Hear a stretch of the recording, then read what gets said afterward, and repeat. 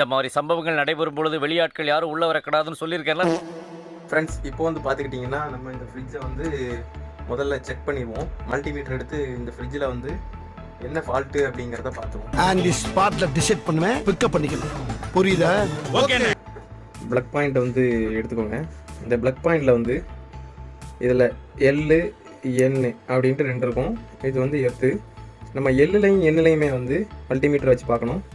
இப்போ வந்து பார்த்திங்கன்னா எள்ளுலையும் எண்ணுலையும் நம்ம வந்து செக் பண்ண போகிறோம். ஒண்ணுமே தெரியலையே. இதில் வந்து எந்த வேல்யூமே காட்டலை.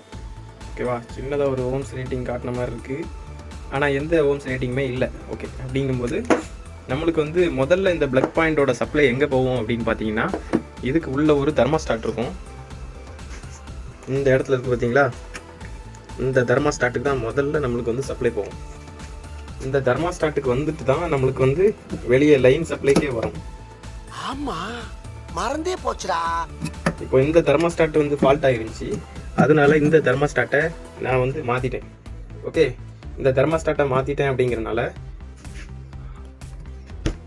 அடுத்து நான் வந்து உங்களுக்கு ஃப்ரிட்ஜோட பேக் சைடில் காமிக்கிறேன். ஒருத்தர் இல்லைங்க. இந்த பேக் சைடில் வந்து பார்த்தீங்கன்னா இந்த ரிலே செட்டுன்னு சொல்லுவாங்க. அந்த ரிலே செட்டு வந்து ஃபால்ட்டு. இதுதான் வந்து பார்த்துக்கிட்டிங்கன்னா அந்த ரிலே. இந்த ரிலே வந்து பார்த்தீங்கன்னா புது ரிலே போட்டிருக்கு. பழைய ரிலே என்னாச்சு அப்படின்னு பார்த்தீங்கன்னா எரிஞ்சு போயிருந்துச்சு. அதே மாதிரி இதில் உள்ள கனெக்டர் பின்னுமே வந்து எரிஞ்சு போயிருந்துச்சு. அதனால் நம்ம வந்து வேறு பின்னை போட்டு கனெக்ட் பண்ணியிருக்கோம். ஓகே, இதில் வந்து ஒயிட் கலரில் இருக்குது பார்த்தீங்களா? அது நான் வந்து பெயிண்ட் அடிச்சிருக்கேன், வேறு ஒன்றும் கிடையாது. பெயிண்ட் அடிச்சிருக்கேன். இந்த பெயிண்ட் எதுக்கு அடித்தேன் அப்படிங்கிறது ஆக்சுவலாக உங்களுக்கே தெரியும். நிறைய வருஷம் இருக்கும்னு நினைக்கிறேன் இந்த ஃப்ரிட்ஜு யூஸ் பண்ணாமல் போட்டு. அதனால் அந்த ஃப்ரிட்ஜோட பாடி வந்து துருப்பிடிக்க ஆரம்பிச்சிருச்சு. அதனால் இந்த ஃப்ரிட்ஜில் வந்து பெயிண்ட் அடிச்சிருக்கேன். ஓகேயா? அடுத்து இந்த இடத்துல பார்த்தீங்கன்னா ஒயிட் கலரில் இருக்கும். இது வந்து வேறு ஒன்றுமே கிடையாது. இந்த இடம் வந்து ஒரு மாதிரி செவரோட சேர்ந்து இருக்கும். அதை வந்து செவரோட சேர்ந்து இருந்ததில் மேபி பெயிண்ட் ஏதாவது ஒட்டிருக்கலாம்னு நினைக்கிறேன். அடுத்து வந்து பார்த்தீங்கன்னா இங்கே கனெக்ஷன் எல்லாமே கரெக்டாக தான் இருக்குது. நம்ம வந்து இந்த பின்னை ஓஎல்பிலையும் இருங்க, உங்களுக்கு லைட் போட்டு காட்டுறேன். இந்த பின்னை வந்துட்டு ஓஎல்பி ஓவர்லோட் ப்ரொடெக்டரில் ஒரு பின்னை மாட்டணும். அடுத்து ரிலேயில் ஒரு பின்னை மாட்டணும்.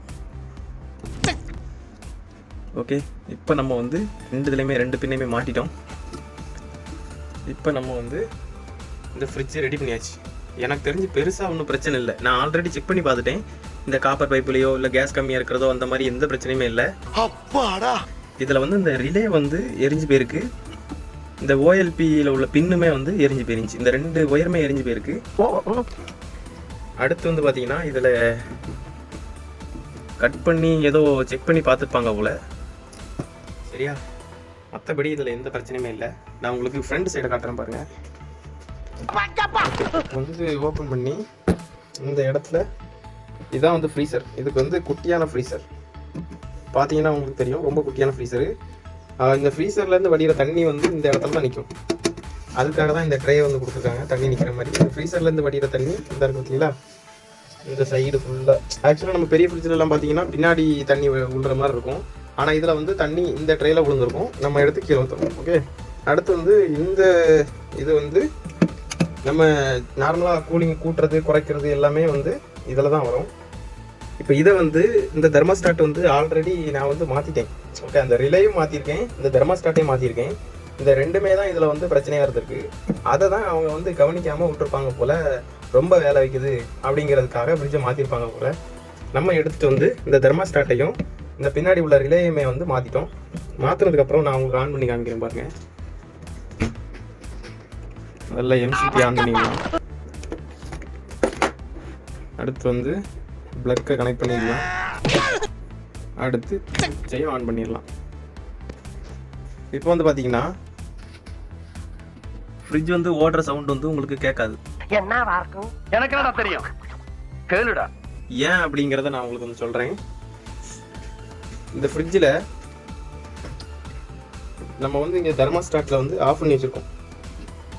கீழே பார்த்தீங்கன்னா தெரியும், மினிமம் அப்படிங்கிறதுல வந்து கீழே போய் இருக்குது. ஓகேவா? அப்படிங்கும்போது இது வந்து ஆஃப் கண்டிஷன். இதை ஆன் பண்ணும்போது பாருங்கள்,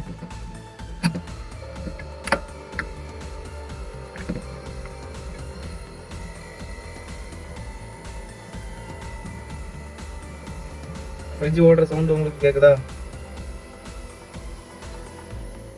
நான் உங்களுக்கு பேக் சைடில் போய் காமிக்கிறேன் பாருங்க.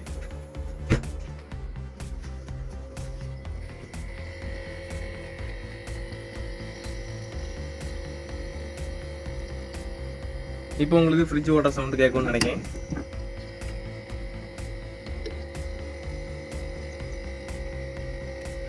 இப்போ வந்து கம்ப்ரஸர் வந்து ரன்னிங்கில் இருக்குது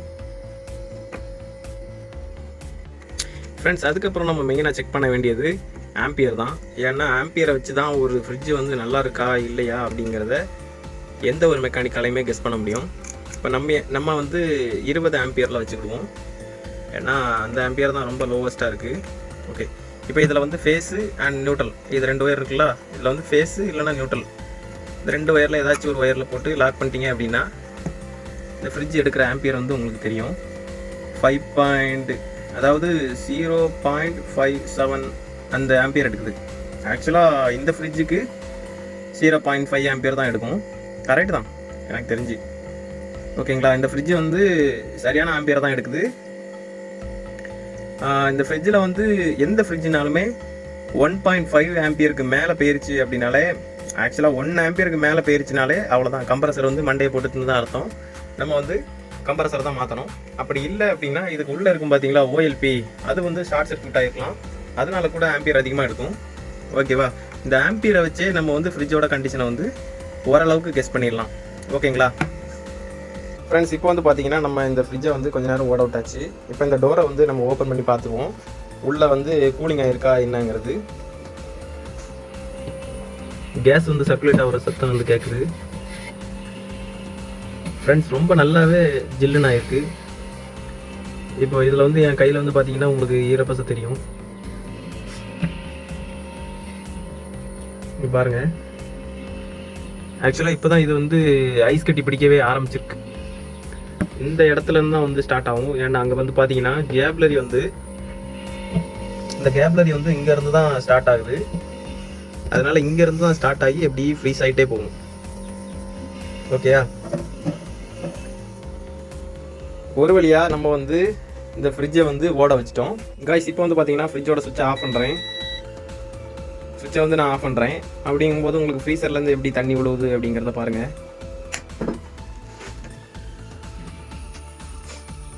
இதில் பாருங்கள் தண்ணி உருவாகும் பாருங்க. இதில் உங்களுக்கு ஐஸ் கட்டி பிடிச்சிட்டது வந்து தெரியும். அது அப்படியே வந்து கரையும் பாருங்க.